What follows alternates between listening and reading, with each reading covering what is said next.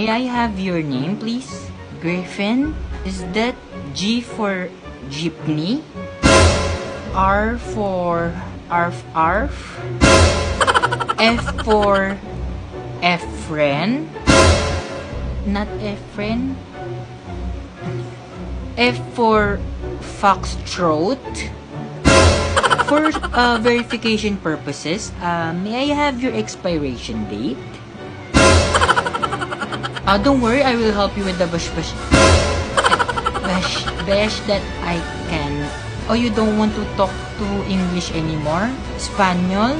Okay, let me transfer you to our Spaniards department. As I transfer you to them, please don't hang out. I mean hang up, as an associate from that department will be touching you shortly.